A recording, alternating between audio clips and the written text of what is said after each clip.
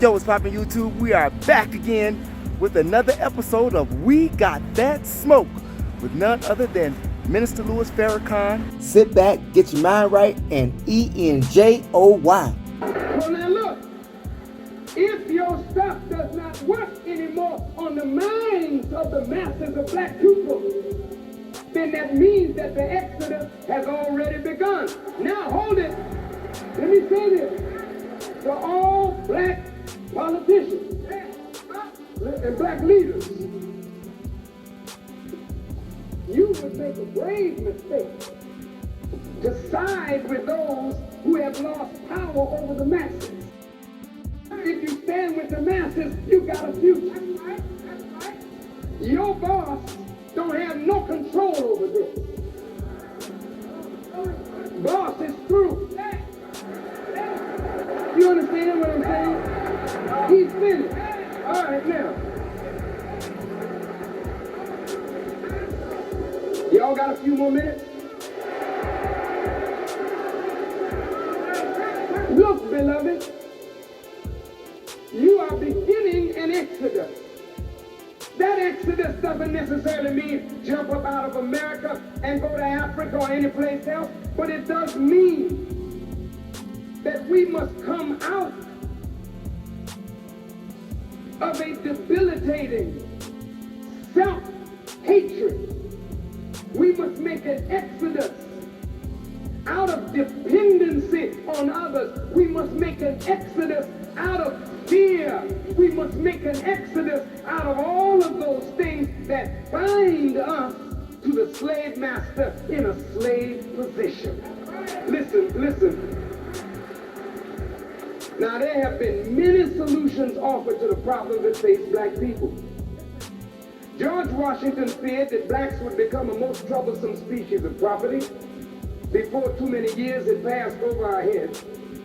And Thomas Jefferson believed that there were indelible lines in nature that forbade black and white from getting along together in terms of social equality. Abraham Lincoln believed that as long as we were present in America, we could never hope for social equality, and that blacks suffer from being in America and whites suffer from our very presence. And therefore, Mr. Lincoln felt that the two people, black and white, should be separated.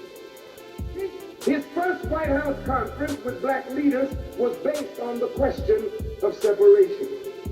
Mr. Lincoln desired that blacks be resettled either in Africa or in Central America. Mr. Lincoln felt that if we returned to Africa with the knowledge that we had gained from our sojourn in America, we could be a blessing to the entire continent of Africa. That's what Mr. Lincoln felt. Now, many black leaders have emerged since then to offer solutions. Booker T. Washington believed that blacks should be trained to develop skills and trades, that we might drop our buckets down where we are. W.E.B. Du Bois believed in the talented tenth concept, that black people should develop skills in science and literature, mathematics and language. So among these two arose a great debate. And later came the Honorable Marcus Garvey. Marcus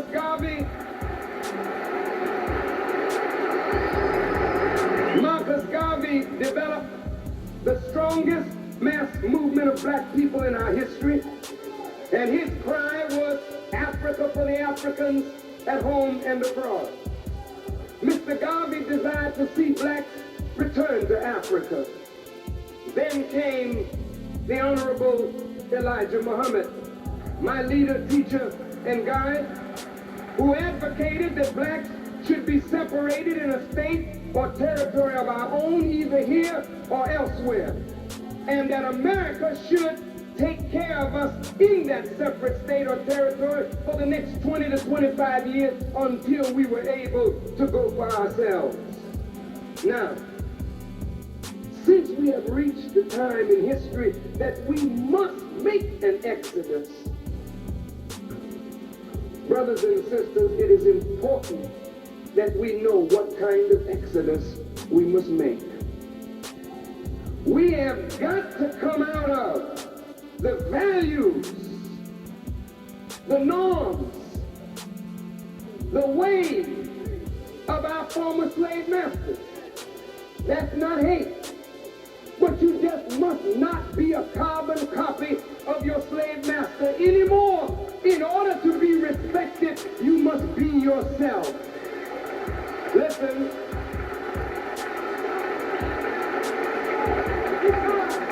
Can't you see, brothers and sisters, that God is gradually bringing us out from under the authority of our former slave masters and their children? This is manifested in our babies' unwillingness to go along with their teachers of education, religion, politics, and law. Why is it that no matter what you do, you can't seem to get control of the young black mind? The young blacks cannot be controlled by education and politics and religion, so drugs is flooding the black community to keep the young black mind in check. Look at it. We see a breakdown of order and discipline in the schools, in the homes, in the church, in the society. This is because it is time that black people come out from under white authority. Now, listen to me. Listen, it's not hate. You just are not a slave anymore. So you must stop thinking and acting like an inferior person. Hear me well, listen. We have got to come out of the spirit of depending on others to do for us what we must do for ourselves. You cannot say you're a free man and then do not want the responsibility of freedom. You can't say you're equal to white people and they're feeding us, clothing us, sheltering us, making jobs for us. You can't go around saying to them, you white people don't give us a good image on the television. I don't like the way you portray us. You should be recognizing that they are not going to portray you. You must portray yourself in a better light. That's your responsibility and not theirs.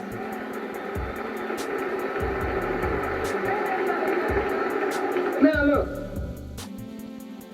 we must recognize that God is after us today to build a new kind of world, a new kind of society. So God himself is breaking the ties that bind you to your slave master. They say Farrakhan is preaching divisiveness. No, I'm preaching to black people that black people must do for themselves. You don't like that because you always want to see black people groveling at your feet.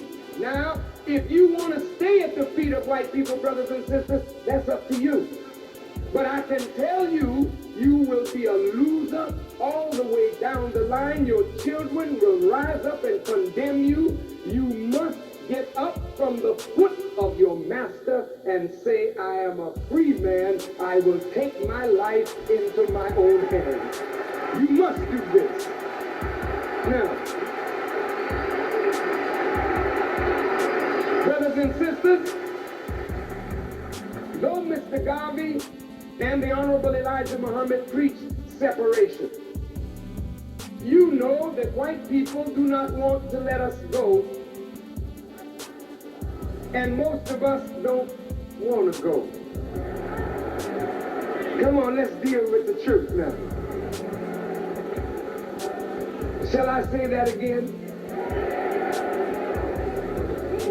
White folks are afraid to let you go. Because if they let you go, they feel, according to Scripture, you may join on to a powerful enemy and remember the evil that they poured on you and come back against them. So they really don't want to let you go. However, At the same time that they don't want to let you go, they have nothing here for you to do. Your unemployment rate is now 26%. This is the male. Nearly 50% of our youth are unemployed. Is that right? Blacks are more than 3 times as likely to be poor as whites. And as of 1981, the median income of blacks was 56% of that of whites. Over 50% of all black children are growing up in poverty today, and according to the social scientists, they don't see any way out for our children in the future. Now, if they don't see any way out, do you see a way out? I do. How can our children remain in poverty if we say they will not? There is a way out if you and I take up the challenge, and that's what I'm in Los Angeles to do, not to teach you to hate white people or to hate Jews, but to pick up the challenge of your responsibility as a free man and woman and determine a future for yourself.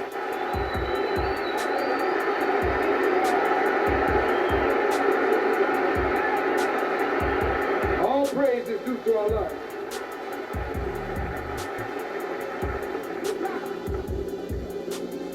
Black family heads earn far less than white family heads with comparable educational backgrounds.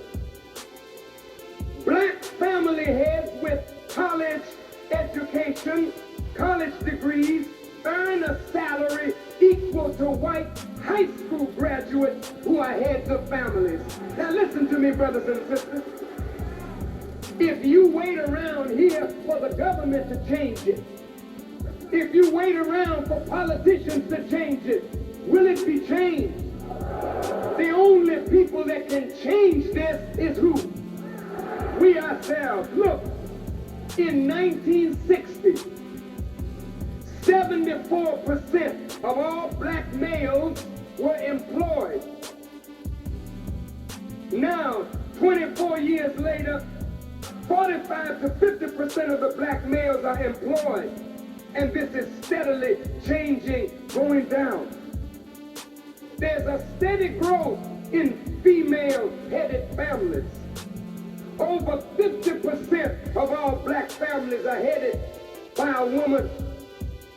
700,000 new families were headed by females in 1981. And at the same time, 700,000 black men were added to the roll of the unemployed.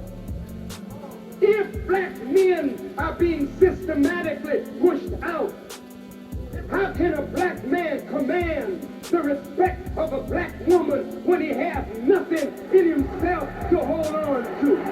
Look at what we're saying, brothers and sisters.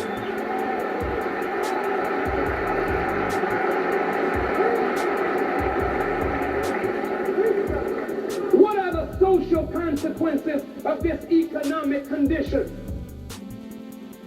Blacks have higher infant and maternal mortality rates.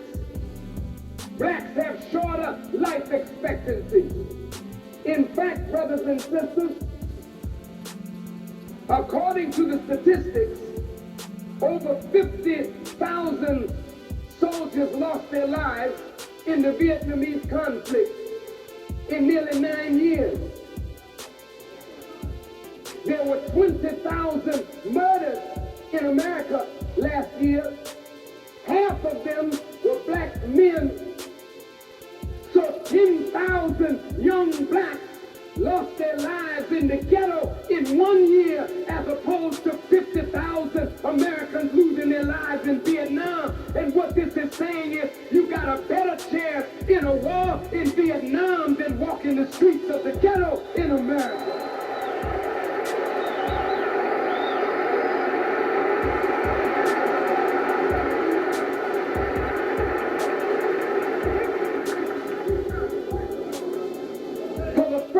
In history, black suicide is up.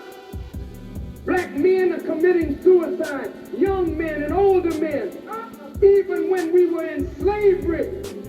conditions were intolerable, black men survived without suicide. But today, the black man is killing himself because he sees no way out. I ask you, how in the world can you say that Farrakhan is a bigot, is a racist, is a man that's against the good of his people, when I come with a solution to the problem that 400 years of America's racism has committed?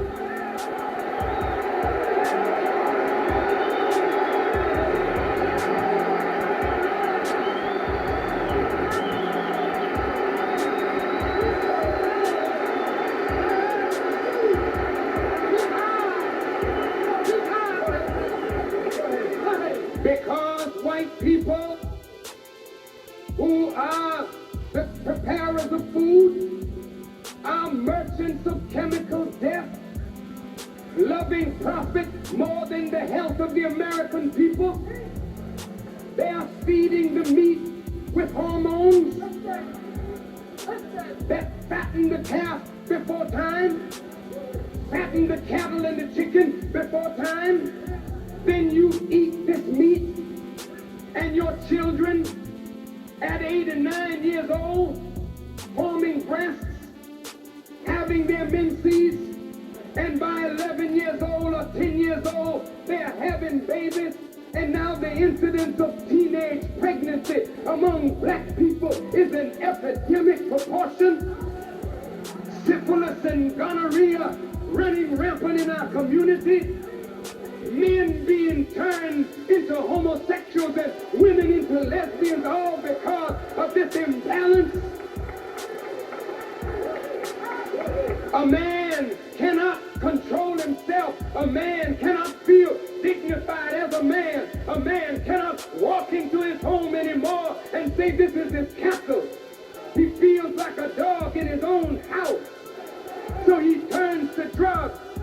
He turns to crime. Or he turns to homosexuality. I am not saying to any homosexual in this audience that you are not a good person.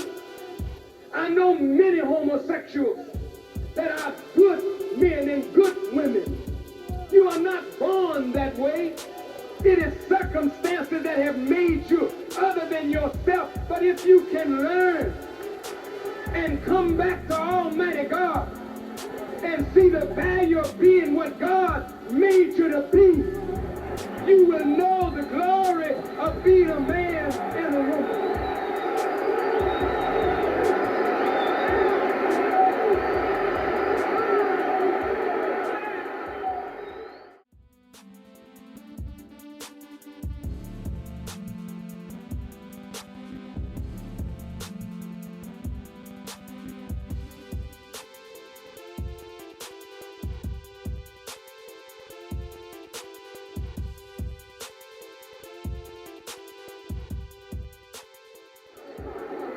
Blacks fill the prisons in America.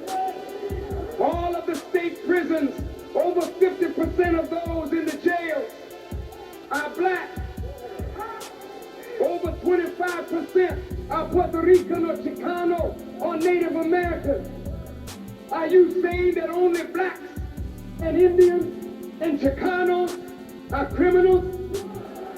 Or is America a criminal society against the poor and the oppressed? Oh, Mr. Duke Major. Oh, Mr. Duke Major.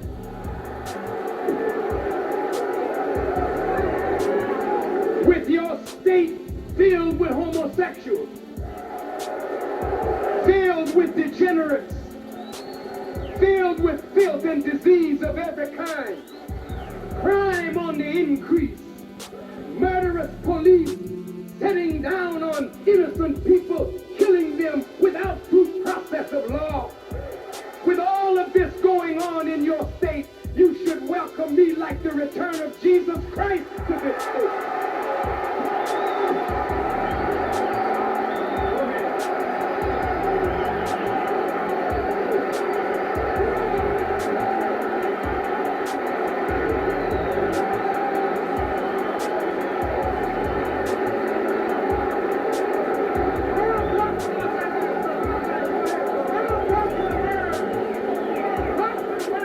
Well, Farrakhan, now you've done it.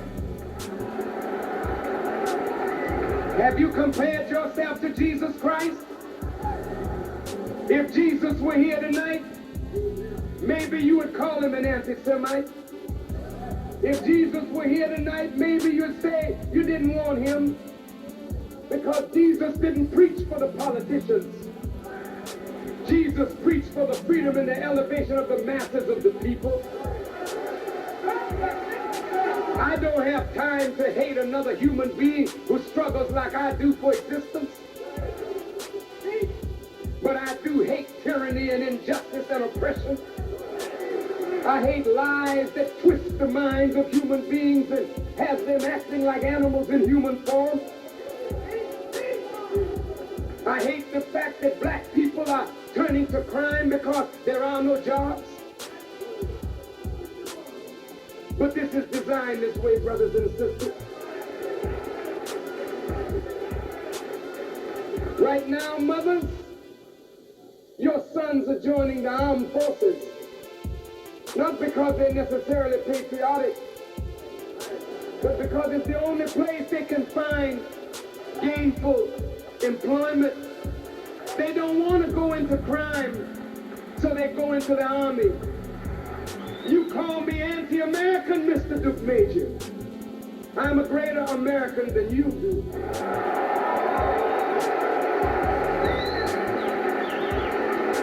So you would go along with the government's unjust policies and open not up your mouth for political purpose.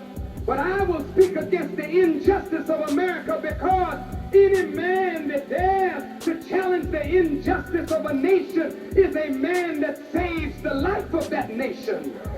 But those of you who go along with wickedness for the ride because it's politically expedient, you are the worst enemies of America.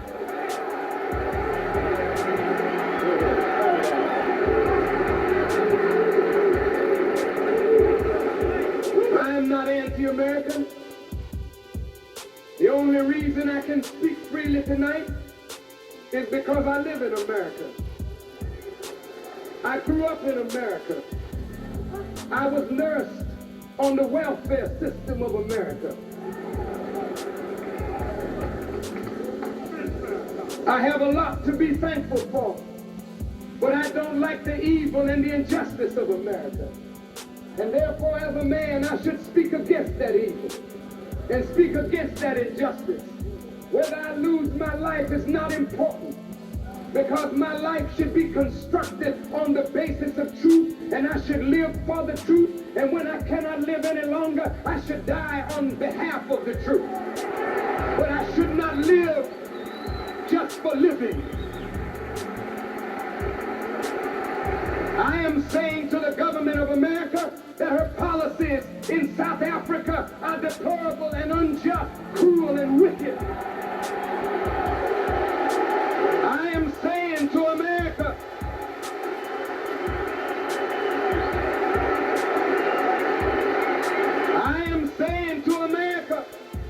that America, you were wrong. Out of your own feeling of guilt, allowing the Holocaust of the Jews to take place in Germany. When President Roosevelt knew that the Jews were suffering and burning in ovens, he turned the other way. And when the Pope knew that the Jews were burning in the ovens, he turned the other way. There were no blacks involved in killing Jews. It was Christians, so-called Christians.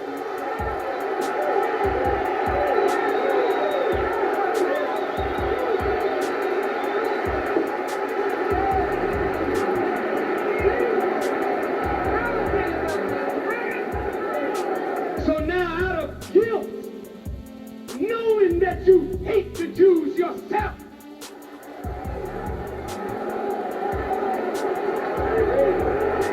and you turned your back while they were suffering.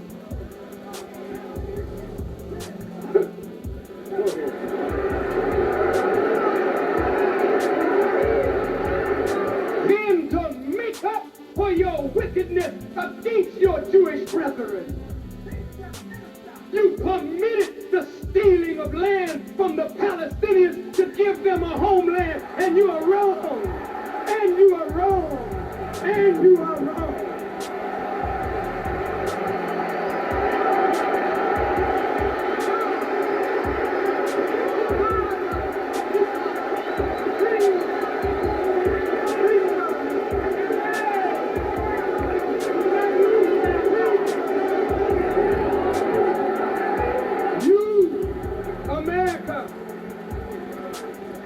Support the state of Israel with billions of the taxpayers' dollars.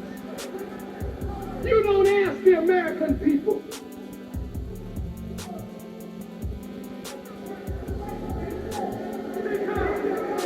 You do what you want to do.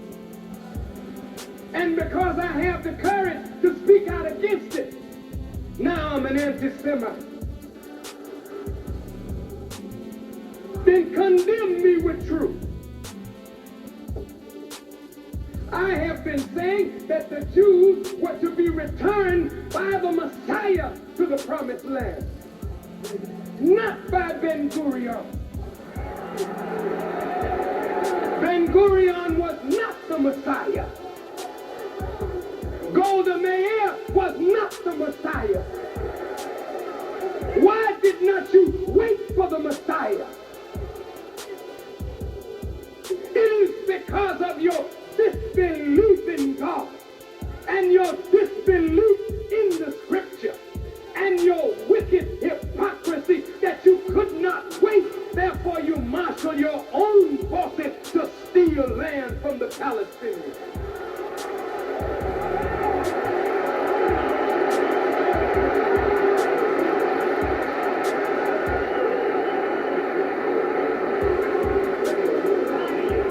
Now, I'm not asking you Negro leaders to back me up.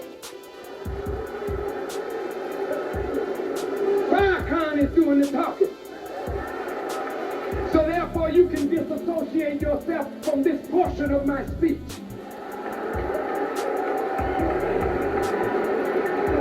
But you cannot say that I have lied. I'll offer my life to all of you for your life if you prove me a liar. And that I know you cannot do. So when you repudiate me tomorrow morning, which you have already planned to do anyway,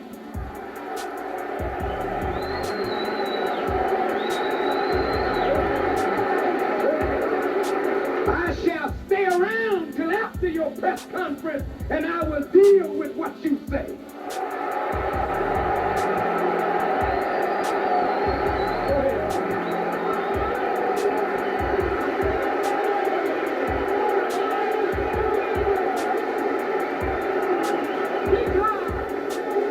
This is my position. You heard it from my mouth.